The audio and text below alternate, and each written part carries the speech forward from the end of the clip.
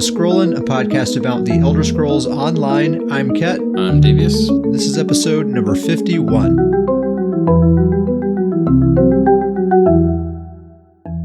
We're on week 3 of PTS version 7.0.2. This is for the Blackwood chapter, of course. It's coming out, I think, June 1st on PC, probably a couple weeks after for consoles. Week 3 is usually the time that I start farming.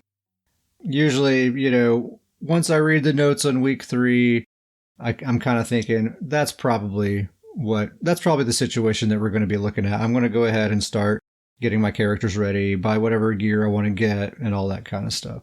So, Ket Sparrowhawk says, start farming now. Farming now. I was going to ask you, are there actual specific things that you're farming for at the moment?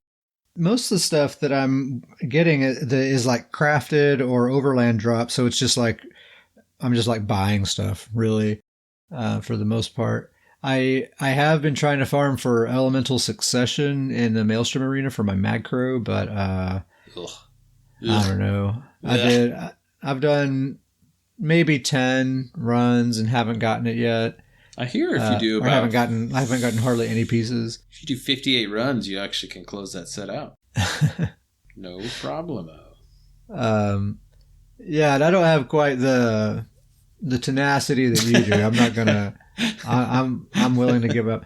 And actually, that new Frostbite set might end up being what I go for anyway. It's looking pretty good, isn't it? Mm-hmm. Yeah, we'll talk about it. My main thing that I'm farming, it seems simple, but it's like, I'm trying to make a focus on transmute crystals. I feel like I've been in a transmute shortage for like months now. Man, Battlegrounds do not reward enough transmute crystals. No, that's a big issue. One for a Battleground victory is just, and I think it's the daily, right? Yeah, if you get rewards for the worthy, it's usually 4. It can be as many as 20, I think. Once a day, though.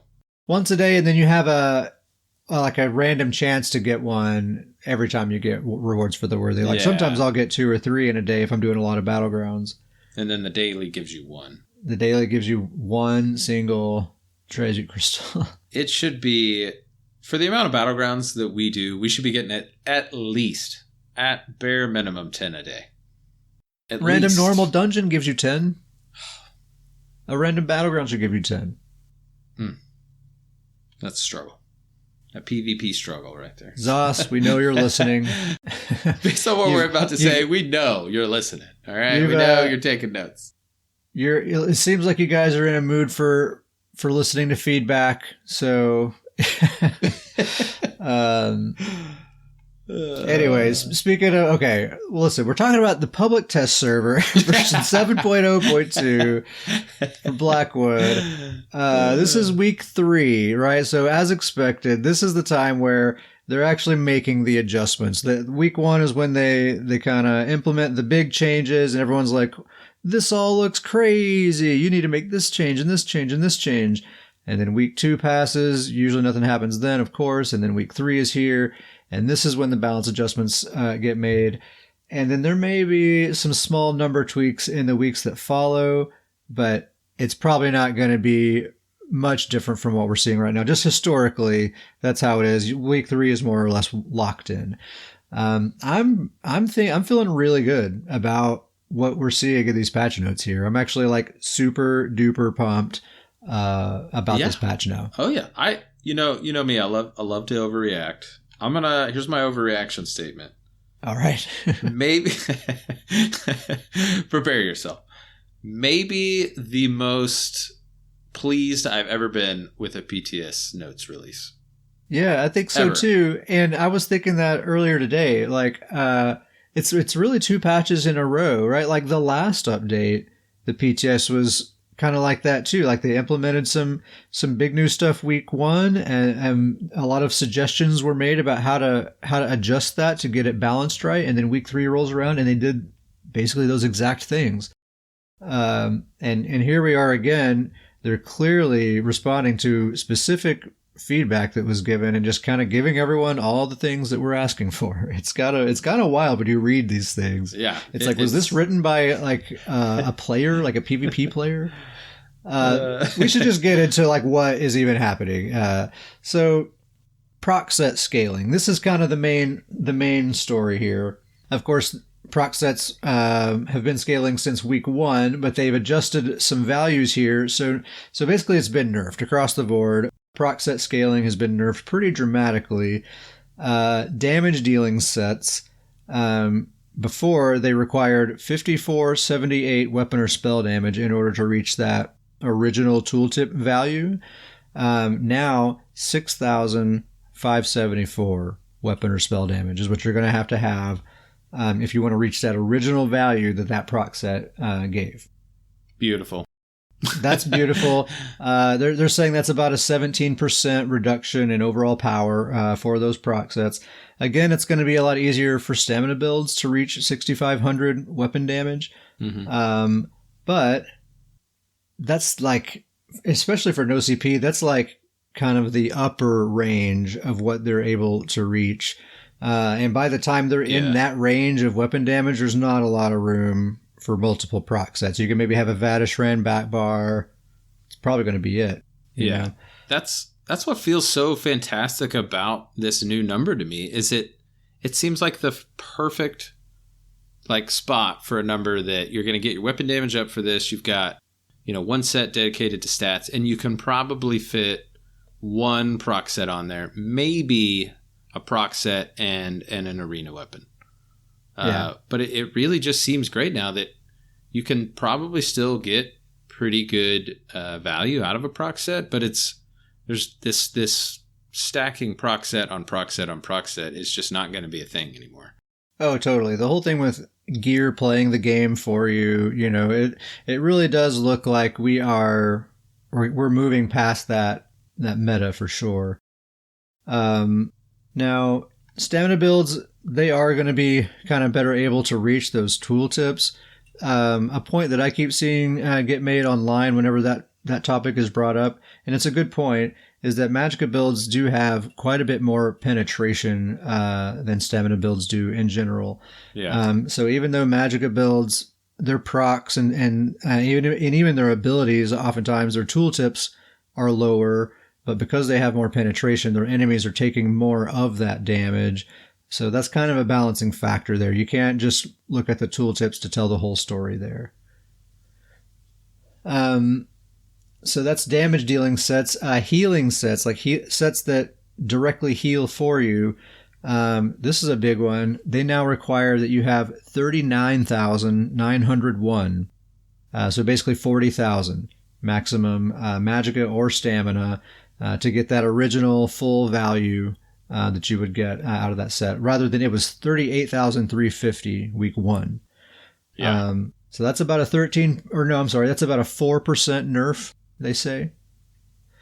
Nobody's reaching 40,000 max stat. Not in no CP, not in Battlegrounds. And I would even think, even in CP, almost no one, except for like probably some out there builds, I would say. Very niche builds. What this one really says to me, and we, last week we even thought the 38,000 was kind of high for PvP healers.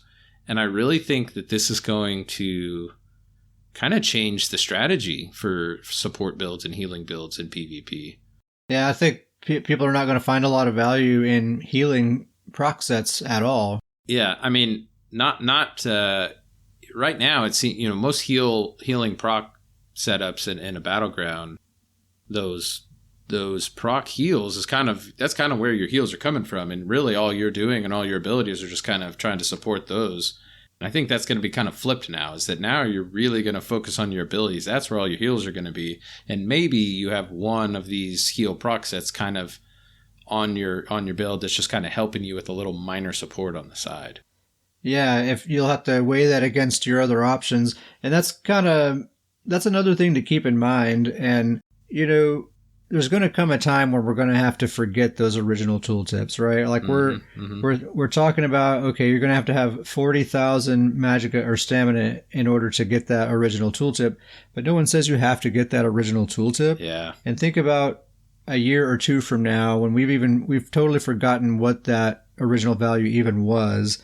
And we're just looking at our build and we're looking at this proc set, it's offering me this much healing with this much cooldown, whatever it is, versus this stat-based thing that I could equip instead. It's kind of just like a normal ability that you would consider putting on your bar. Do I want to put another dot on my bar, or maybe I want to put inner light for more passive, like stat power? We'll just kind of have to look at it and take it for what it is, rather than saying, well, if I can't reach that original tooltip, it's no use. I think at a certain point we'll move past that, and we'll just be looking at it for what it is. Is it worth slotting it for that number that I'm seeing on my screen right now? Yeah, I think that's such a great point, in the sense that down the road, immediately these sets, they're losing value. A lot of people are going to be dropping these and throwing them in the bank, but down the road, these sets are going to find value again. Eventually, we'll get to a point where, just like you said, we won't remember these original tooltips, and we'll look at these sets and think, well, that number sounds pretty good. And they're going to find value again. And eventually we're going to look at these sets for what the number in the tooltip says, rather than always comparing it to this point where a lot of these sets are extremely overpowered. That's a big difference. Right now, they're extremely overpowered. If we're just taking it down to more the median, there's still going to be value in them, but they're just not going to be this overpowered thing where they kind of dominate. Yeah. So we'll see. Yeah, I think you're probably right. Like, probably a lot of people are just going to be totally ditching proc sets across the board at first. And then as time goes on, they might kind of circle back around, start experimenting with those sets again, and see what kind of value they can get out of them. It may be a while before that cycle totally plays out. But that's healing sets. And then this is the biggie here. Sets that scale... Sets that scale with maximum health now require 43,968, basically 44,000 max health, to reach that original value.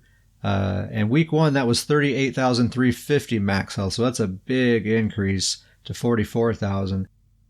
So they say that's about a 13% reduction in overall power for those sets. So obviously Crimson Twilight is a set now that scales with maximum health. You're going to have 44,000 maximum health to reach that original tooltip, which there's a caveat to that we'll get to here in just a minute. Yeah. Awesome. I think they nailed it. Fantastic. Perfect on this.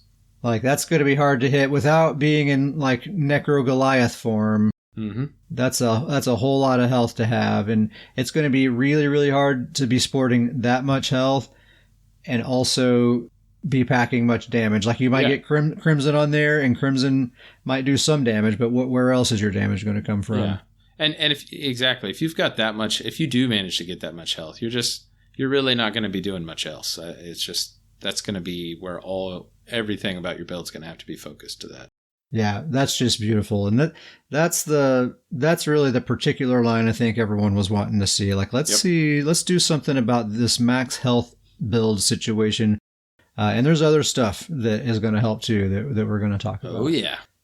So that's max health, and then sets that scale with resistance, which I'm not sure which sets that is. Yeah. But now those sets are going to require that you have 30,680 resistance, either spell or physical, rather than the 27,890 from week 1. So they're saying that's about a 9% reduction in power.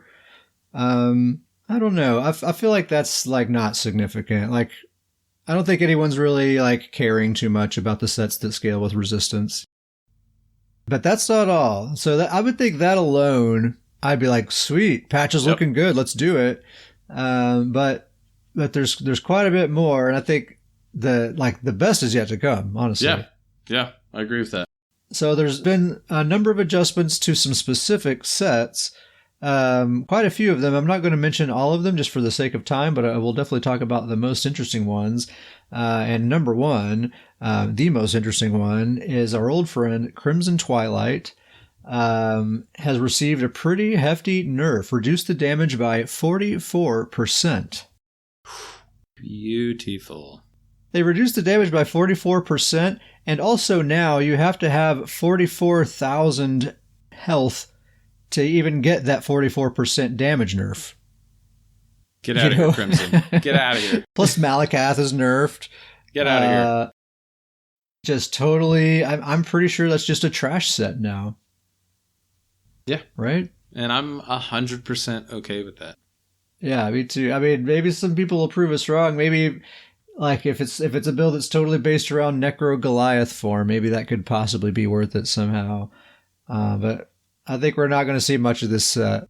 I've got more comments. I'm going to wait till you hit these next two sets before I fully dive in on all these thoughts here. Well, so that's like, we talk on this podcast for the past year or so.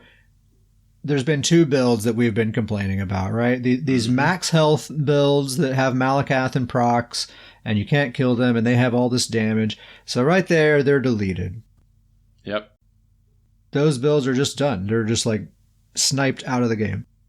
The other build that you hear us complain about all the time are these what I call gap closer spam builds that all they have to do is spam a gap closer from one target to the next, and they rack up kill after kill after kill.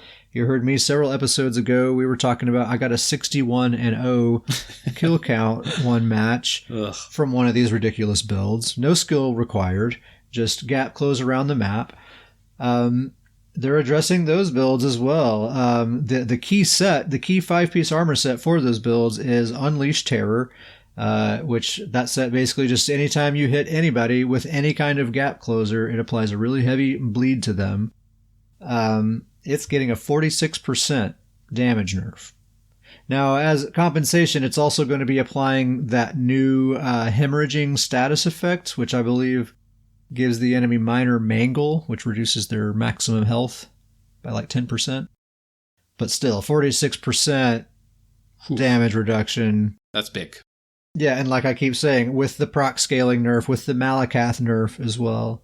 And then, so that's the 5-piece set that is essential to that kind of build. And then the other item that is totally essential for that kind of build is the Maelstrom 2-hander called Merciless Charge. And it basically does the exact same thing, except it's specific to the 2-handed gap closer critical charge. Whenever you hit someone with critical charge, it also applies a really strong bleed. And of course, critical charge will proc Unleash Terror as well, so you stack them both. You get Malakath, you get a couple of more procs in there, and you seriously, Davius, you've seen me. I just gap close from one target to the next. I don't even have to worry about finishing them off a lot of the time. Like if it's a low MMR match, I can just gap close to one target. They're not quite dead yet, but that's okay. I'm just going to go ahead and get close to the next one and trust that first target will just die here in a few seconds. And it just kind of happens that way. You've even said, and you've proven it. It's very rare do you ever actually have to do a full combo on. I usually can't. Yeah. I usually cannot complete one. There's nothing there to finish the combo on. So absolutely no skill required. Very, very cheesy. The Maelstrom 2-hander has also gotten a damage nerf by 33%. So Unleash Terror, 46% damage nerf. Maelstrom 2-hander, 33% damage nerf, with all the other nerfs that are going on right now as well. That's another build that's just totally dead, I think. Yep. This is such a kind of just show of support from the devs. Like, we hear you, we hear what your feedback is, and we're making the changes. I mean, that's just what this is saying to me. Yeah, and I wonder how much of this no proc Cyrodiil test has informed some of these changes. It seems, I mean, I know it's not exactly the same thing, but it seems like some of the positive feedback they've received from that has kind of shown them what players are enjoying about that, and it seems like maybe some of that could have found its way in here. Yeah, and it's really kind of a support to veteran players, for people who've been playing the game a long time. Totally. Absolutely. Yeah, I love these changes. I mean, every change we've talked about so far is just right on the money. It's fantastic to hear, refreshing to read and see. I'm so excited for these changes. I mean, Bad Sally, your Stam DK, I think is a perfect example. It was the gap close. That's the one we're talking about, where 60 something kills, and I think it's just a perfect example. You would hop on that character, arguably I would say one of your better performing characters. Totally. And anytime we'd be doing BGs, I don't think you ever went over one match. You would do one match and you would say, all right, this isn't fun. Maybe two. It's like fun for a little while we're just like laughing at how ridiculously OP it is, but then it's like, I literally feel bad. Like the other players are not having a good time because I'm not letting them. Yeah. And I think it's just a great example. I mean, you literally stopped having fun about halfway through a BG. Just about halfway through one BG, you would stop having fun on that character. Yeah. Yeah, because it's just silly. So it's good to see that kind of build being taken out. And I'm sure, maybe you can piece together some sort of similar build, but you'll probably have to do a little bit more than just spam a gap closer. You might actually have to execute a combo. So I'm happy about that. The max health builds are gone. The gap closer spams are gone. Really, really happy about that. And great point that you were making, Davies, about this seems rare because this really is like super beneficial to veteran, more experienced players and not so beneficial to newer, less experienced players, and it seems like historically the trend has kind of been the opposite. I feel like kind of what got us into this proc mess in the first place was to try to raise the floor for PvP so less skilled players can actually have access to more damage and make things happen. I mean, that's just kind of an assumption that's been the motivation, but that seems to be the case. Yeah. And that's pretty common feedback through a lot of, PvP players. That's been kind of a overall thought from if you read forums and posts and things like that. Yeah, totally. It's catering to newer players and the longtime dedicated players kind of have to suffer for it. Has been the case a lot of time in the past. This seems like total opposite. This absolutely is beneficial to more experienced players. The players that have skill, that understand their classes, that understand the game mechanics are going to be the ones that are the most successful.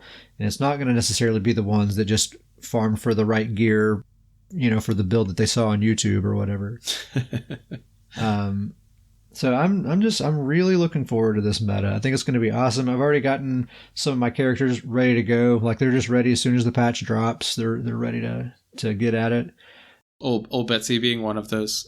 Yeah, Betsy, she won't have to change a single bit. I don't think she'll have to change a glyph or anything.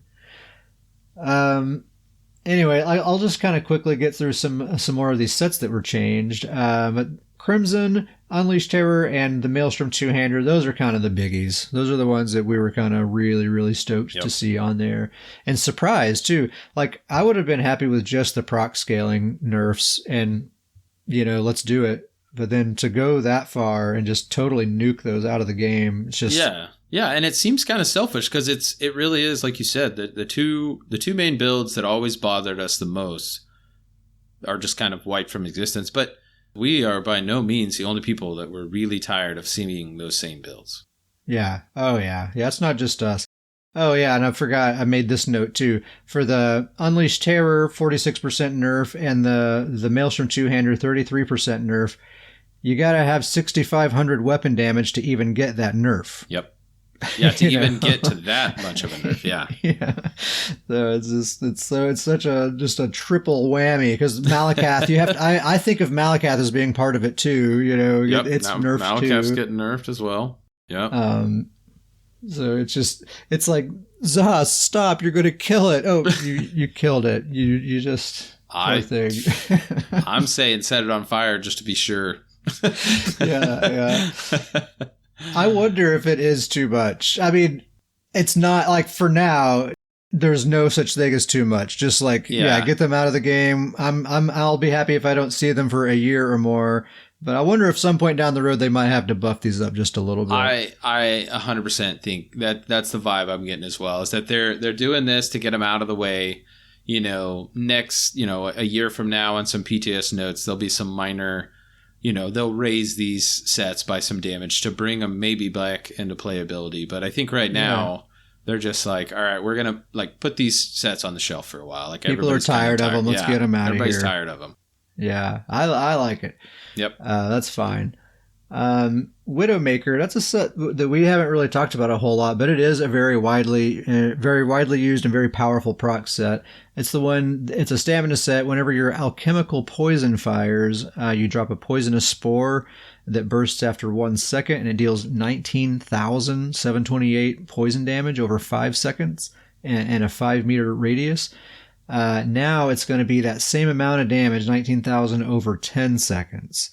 So pretty significant nerf there. I mean, that's essentially a 50%, damage nerf is what you're looking at there. Essentially, if you look at it kind of in terms of burst. Yeah, totally. So no complaints there. Scourge Harvesters, a monster set, reduce the damage dealt by approximately 30%. That's the one, like, I think, like, you take damage and it puts like a beam on your enemy and it like steals health away from them and heals you. So 30% nerf to that.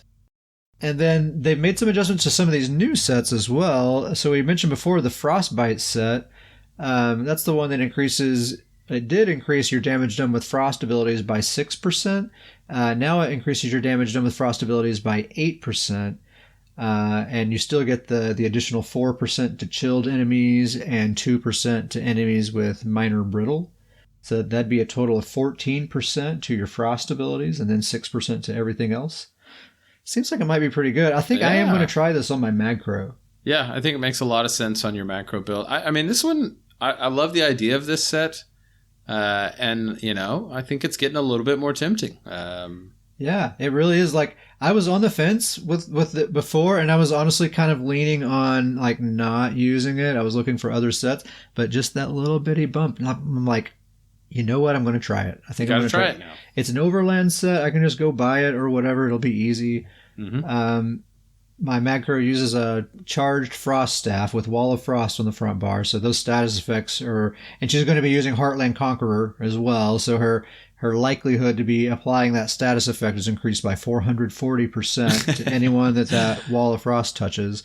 Yep. So I think I'm pretty much guaranteed to have the full buff from that against just about any target that I'm focusing.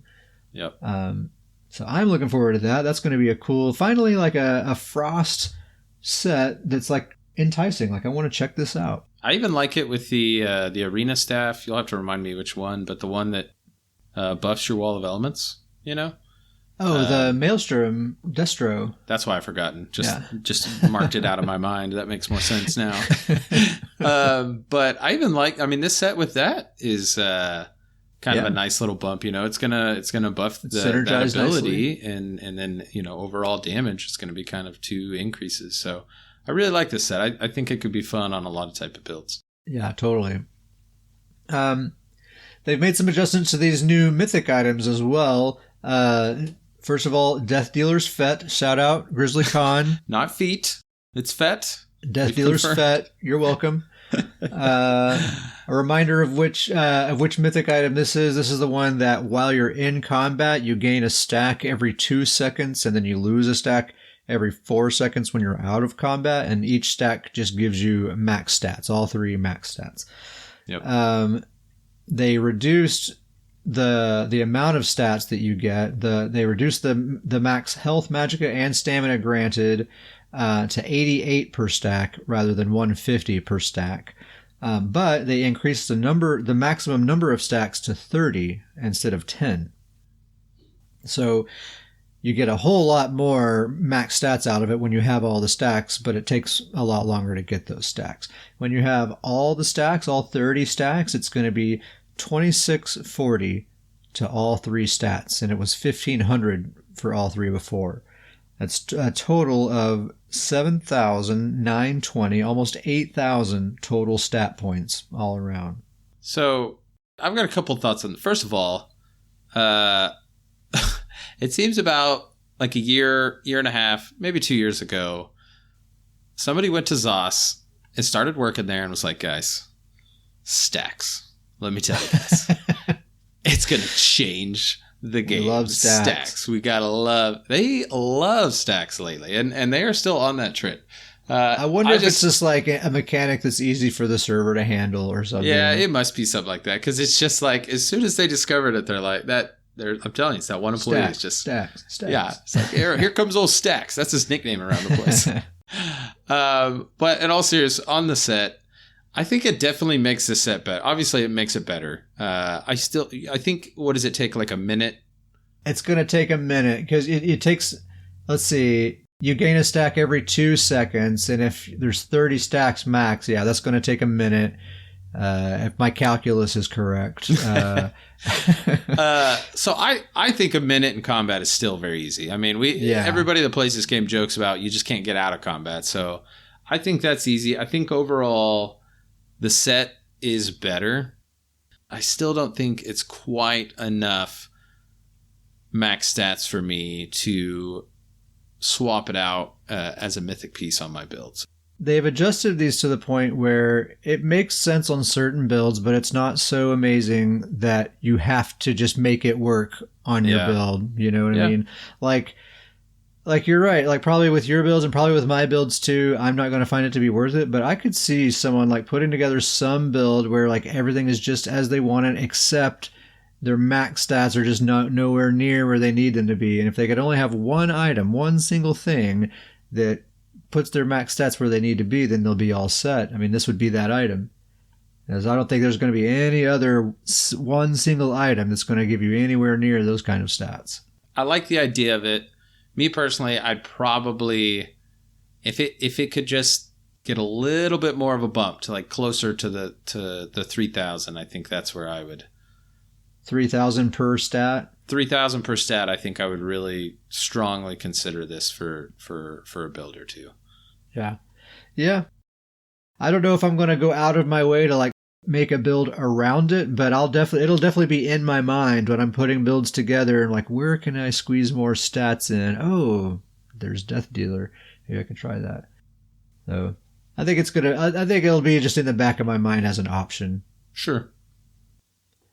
Gaze of Sithis is the one that we've all been really kind of holding our breath to see what they're going to do with this thing. Because this was going to be the one, right? Like you have to have this or you're not going to be able to compete. I think it's a little different now. It still looks really strong to me. This is kind of the one. I think a lot of people are in disagreement about this online. Some people's like they nerfed it too much. Some people are like, it seems just right. Some people are like it's still too strong. People are kind of all over the place on it. I think it seems really, really good still, but maybe it's not so good that you have to use it now. Yeah, which is a good place for a mythic item to be. That's what we want, right? That's exactly what we want. So instead of giving you 5,000 health, it now gives you 3,276 health. Instead of giving you 10,760 armor, it gives you 4,000 armor. That sounds way more reasonable. That's about 6% damage mitigation, 4,000 armor. And then the health recovery, instead of 500, it's 1,025 health recovery. Now, I'm seeing everyone talk about the health recovery in terms of PvP, like they're just dismissing it, like who cares about health recovery? They're nerfing it this patch, so it doesn't even matter. But 500 health recovery is, I mean, that's going to be nice no matter how you slice it, you know? Yeah. You get 1,025 and that gets cut in half to 500. To me, that I'm going to feel that. That's going to be nice. Oh, yeah. I'm 100% still going to use this on my Magcrow, the Never Ending Nord. This item just seems like it was made for him. He's already very health recovery focused.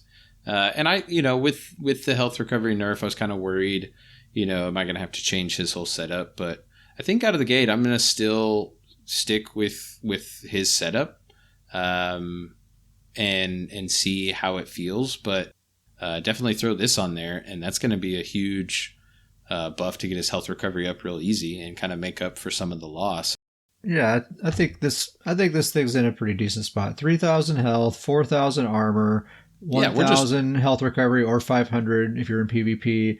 I think those are some really nice looking stats. Mm-hmm. Again, not so good that you have to use it, but it's definitely going to find it on a lot of people's builds, I'm pretty sure. I think the same people we were saying before, it still is going to look really nice to Sorks.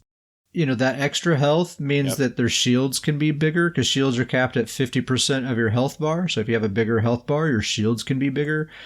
And also having an extra 4,000 resistance on those shields is going to be really nice as well.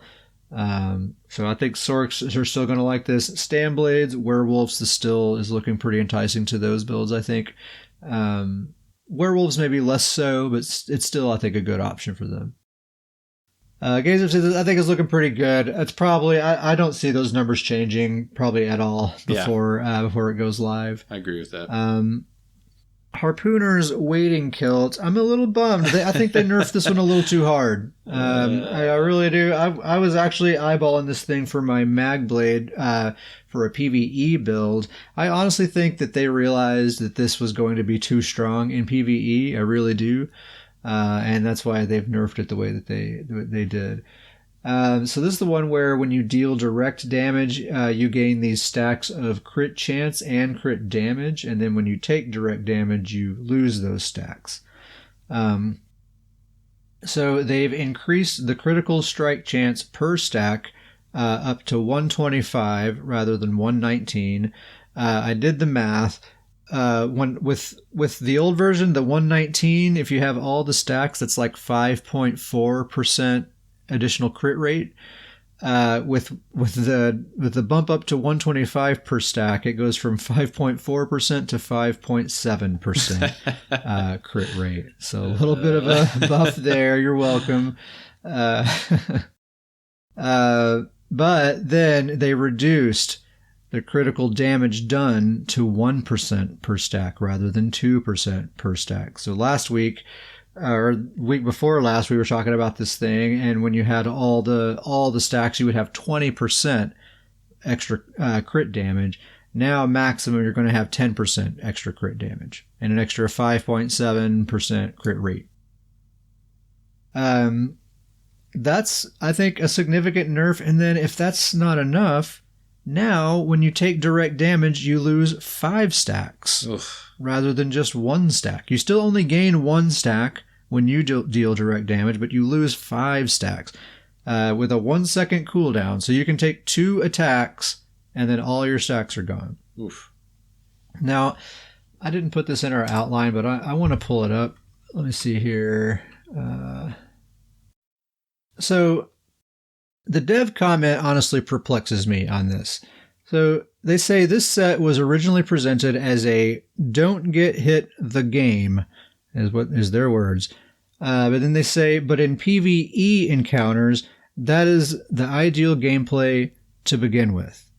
And so they basically go on to say that they want to make this more challenging for PvE encounters. The thing is, I don't understand what they're talking about there. Like in PvE encounters, I'm never trying to like avoid getting hit honestly, unless it's like a known one-shot mechanic, like in a boss fight. Yeah. Like, okay, I know that's the one-shot mechanic, so I'll avoid that. But otherwise, the boss is doing all kinds of AoE attacks that I just ignore. I just take the damage, let the healer heal me. The boss summons adds. I'm getting hit by all kinds of adds. I'm just ignoring them, and I just keep DPSing the boss. The healer will heal me. Yep. Most of the time I just ignore whatever damage I'm taking and just take it. There's even a lot of fights where, the tank keeps the boss and the DPS has to go and deal with the adds. Just, head on. So yeah, totally. There's fights where the tank actually takes the adds and the DPS focuses the boss, It's like there's all sorts of, I feel like it's actually very few fights where you would actually be able to keep these stacks for any reasonable amount of time. Like 2 hits, like a mob spawns and hits you twice and all your stacks are gone, and now you have to do 10 attacks to get them all back. Like that seems unfair on top of the other nerfs that they're giving this thing. To me, this is the Thracian Stranglers of this mythic list. It seems like it was a really cool idea initially that they can't quite get it right to be useful. It has stacks and they're tinkering and changing things, and I just like the Thracian Stranglers. I really do like the stack thing. I think the stack thing can work, but it's just reminding me of Thracian Stranglers, because when Thracian Stranglers first came out, I was like, wow, this is kind of this high risk, high reward, but the reward was worth it. And then they kind of, pulled it back to where it was like, that's not even worth all the trouble. And I'm just getting the same vibes from this one. When they first announced it, it was like, all right, this could be interesting. And I really liked the idea. It seemed like a cool idea. And now they've pulled it back so much that I'm just not interested by it anymore. It's just not worth the hassle. I see the desire to nerf it. I mean, 20% critical damage done is a lot. Like, thinking about it, I'm thinking about it in a PvE context. Yeah. You know, you get major, like, you know, a really high uptime of major force. You get minor force in there. I mean, you're talking easy 100% crit damage with almost no investment whatsoever. You know, with crit being as powerful as it is in PvE, this would just be like, this would kind of be the Malakath of PvE, right? Like you would have to have it equipped to be competitive, I would think, the old version. But yeah, I would kind of like it to be maybe like when you have all the stacks, you have maybe 10% crit chance, 10% crit damage, like a 10 and 10 situation, and then ease up on losing those stacks, man. Let's maybe try losing 2 stacks per hit. 2 to 1. 2 to 1 would make more sense. You know, I thought losing 1 stack was fine, but you know, if they think that's overpowered, let's try 2, 3, 5 seems extreme. Yeah. But I really like the idea of this, and if they can make some more adjustments to it, I really do want to try it on really both my mag blade and my stand blade. I would really like to give it a shot. So I'm hoping we still have some more PTS left. They often do make additional adjustments as time goes on. Hopefully this one's not quite done yet. We will see. Now for the worst one. Shapeshifter's Chains. So this is the new mythic that reduces the cost of your transformation ultimates by 15%.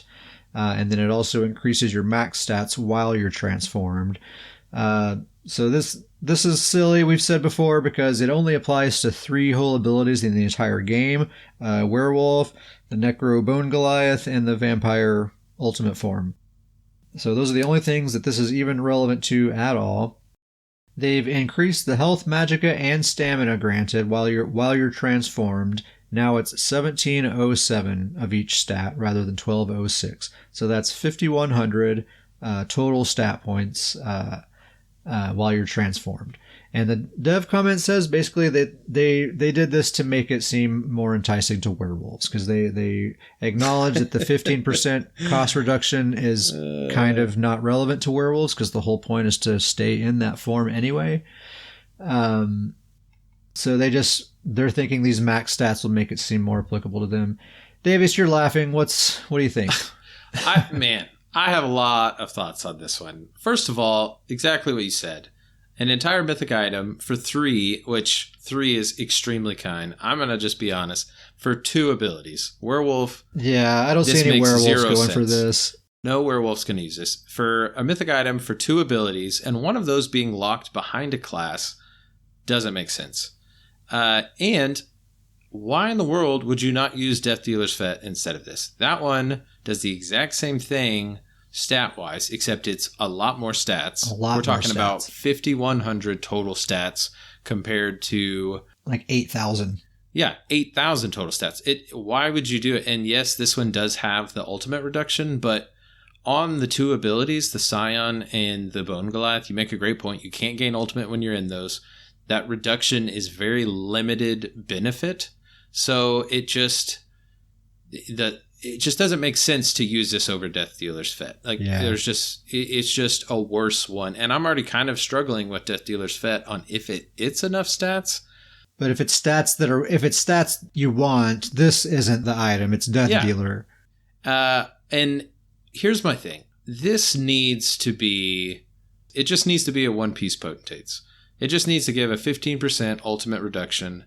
And this would be such a fun mythic item. I still think they can keep the same kind of lore behind it. I still think it could be Shapeshifter's Change. It would still kind of have the same idea. I still think that if those transformation type builds I still think that they could find the value in it, because I think that's really where the value for them is, that ultimate reduction. And so, you know, if they're actually going to use this, which I don't think they are, that would be the reason why. I just think it just needs to be a 15% ultimate reduction across the board. That's the end of it. Just if you have this on, it's a 3-piece potentates and 1 piece. I don't really think that's overpowered. I think it's kind of simple and fun, and I think a lot of players would have fun with it. And I think it would be pretty balanced.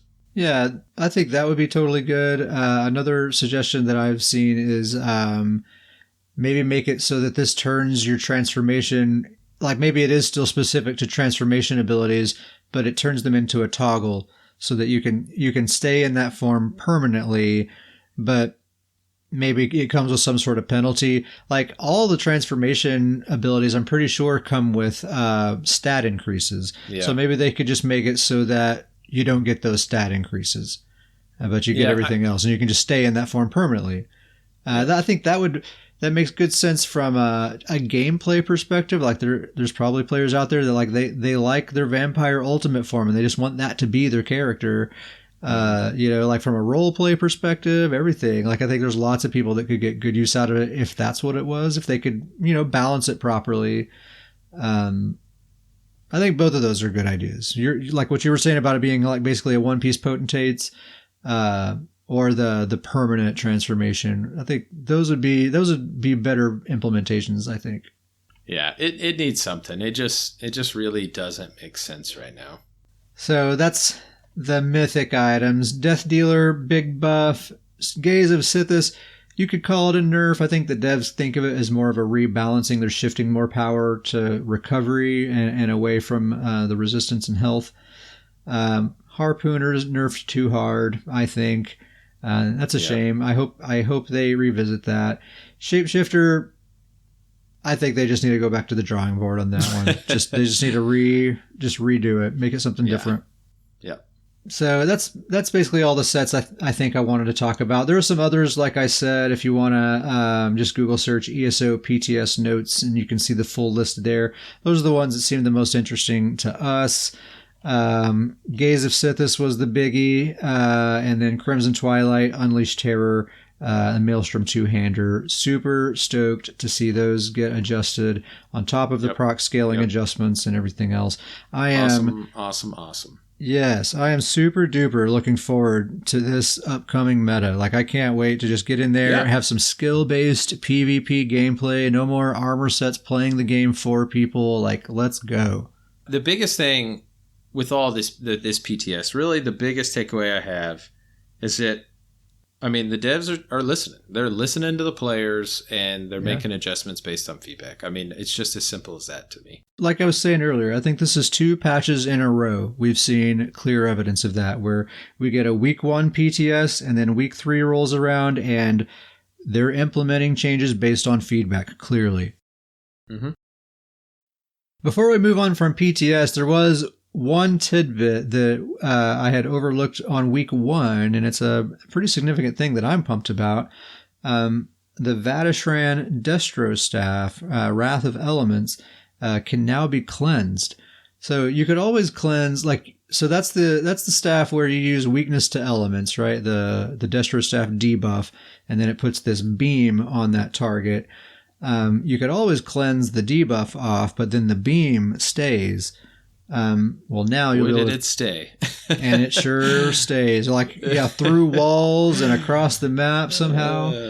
But now when you cleanse off weakness to elements, the Vatishran Destro beam will also be cleansed. So missed that from week 1. That was in the notes, but someone in guild chat had pointed that out, and I am pumped about that. Yeah, what a great little tidbit. I mean, that thing's a nightmare. I mean, just like you said, it seemed like it was impossible to get that thing off. Yeah, you can't line of sight it. It goes through walls and stuff. It was ridiculous. Like a heat-sinking missile that, it would go through walls. It ignored environment.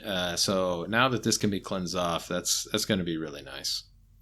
Yeah, and plus it'll just be weaker because all procs are weaker. So get it out of here. Get it out. So all this talk about proc sets, I thought we could maybe just kind of go through a handful of proc sets that we think will still be worth using. When we're talking about proc sets here, in this context, we're really talking about a certain category of proc set. Sets that they do the damage for you, or they do the healing for you. Those are the ones that are kind of being targeted here, but there's a whole bunch of other proc sets that really these changes have nothing to do with, and they're not being affected at all. And you think about they've balanced these sets against each other, and so a lot of these sets are losing some of that value while others are retaining all of their value. Yeah. So Briarheart, for example, it's maybe not the best example, but it's a good one. The healing portion of Briarheart is affected by these changes, but when Briarheart procs and just gives you like 452 weapon damage, that's not changing. It's still going to give you 452 weapon damage when it procs, just like always. I also think a really great thing about Briarheart that's kind of a buff in a sense, even though nothing's really changing about Briarheart, Malakath now allowed being able to crit. A Malakath Briarheart connection works now. Yeah, pairing works, and so I think this set kind of got a little bit better. Yeah, that's an option now. You can use Briarheart with Malakath, totally. Also, I'm just kind of going through examples here. The Engine Guardian monster set, the one with the little Dwemer automaton that follows you around that I hate so much. Yeah. I don't think that's really getting affected. The whole reason people use that set is because it's targetable, so it absorbs a lot of attacks. So that's not changing. It also restores resources when it procs. I don't think that's going to be changed at all, so that one's retaining all of its value. Torig's Pact, it's technically a proc set, but it's affecting your weapon glyphs, and those follow different rules from proc sets. They're not being affected at all by any of these proc scaling changes. So Torig's Pact, just as powerful as it's always been. Spell Power Cure, when it procs, it gives everyone a damage boost, like straight to their stat sheet. That's not going to change. Really, a lot of the arena weapons, are kind of considered proc sets. I still think a lot of them are going to be really viable and really good. Yeah, arena weapons are kind of unique among proc sets because you can fit one, say, on your back bar, and it doesn't really affect your stat sheet. So anyway, that's just kind of a small list of examples, but there's a bunch of others. All in all, man, I don't think I've been this excited about an update in a really long time. And really, I like the content is hardly on my radar at all. I just can't wait to get into those BGs with the new meta. Once again, another thing I'm going to convince you of. I'm going to talk you into leveling up a companion somehow. Yeah, we'll see. That's going to be a tough sell. It does not seem very interesting to me. So emails and shout outs, no emails this week. We do have one shout out to our new Discord member, Pork Body, for kind of getting a cool conversation started there in Discord. I enjoyed that, and I think some other people did too. So thank you, Pork Body, and welcome aboard. If you'd like to email us, you can email us at scrollandpodcast@gmail.com. Ask us a question, tell us a joke, really whatever you like, as long as you're nice. We also have a guild called Stoon's Goons. And what is it? It's a social guild with a little bit of a PvP focus. Where's my cue card? The teleprompter froze. It's really, I tell you, we had this idea for the guild, and it's fun. It's just kind of like a group of people to hang out with. I think the way things have evolved, it really seems to be more about the Discord than the guild in-game. The guild in-game is fun. I think if you already have 5 guilds, I don't want you to drop a guild that's actually good and has events and stuff. We don't really have events. It's sometimes it'll just be a spur of the moment, oh, we got 6 goons on. Let's go to Imperial City or whatever. It's a very spur of the moment kind of thing like that when it happens. But the action is really in the Discord. And either way you want, you can email us at scrollandpodcast@gmail.com. I'll invite you to the Discord. I'll invite you to the guild. I'll invite you to both. Whatever you want. It's all there. That was a good guild plug, right? I think you really sold him on that one. Don't join this guild. We have Don't join it. Hey, regardless what Ket says, one day the goods is really going to rise up and be... I think it was Mallard's. I'm sorry if I'm getting the wrong person, but I think it was Mallard's a few weeks ago. He hit me up in game and he was like, "Ket, I finally dropped one of my guilds so I can join the goons." And I'm so bad. Oh, You're so bad at plugging this guild. Was it a good guild? I'm sorry, man. Your immediate response was, "Go get back in that guild. Don't join this one." They probably had raffles and stuff. And regardless of Ket's terrible marketing, Students Goons, one day we will get some events going. We'll get some competitions. Well, okay, we do have the best name. Yeah, that's where it all starts, is the name. It's a good community. It's if you want to be, it's just another way to be involved in the scrolling community. Yeah, and community. Whether if you're not in the Students Goons in the game, I think I consider everyone in the Discord a goon. All right, that's just in my heart. I'm just imagining 10 episodes from now, you're gonna be like Students Goons, Trash Guild. I don't know, that's gonna be your whole plug. It's just episode by episode, your plug's just getting worse and worse. We gotta start. We're not even saying that it's our guild. It's just we're just talking trash to the Students Goons once per episode. But I still hear that Students Goon Trash Guild still out there. Emails and shout outs and Students Goons, you guys suck. And oh gosh, we gotta start getting this going the other direction on your plugs for Students Goons. Oh gosh. 5 episodes from now, they announce this is gonna be Ket's gonna say, "Hey guys, I left Students Goons. It's Davies' guild now." Davies is running that thing. I had to free up one of my 5 guilds to join the better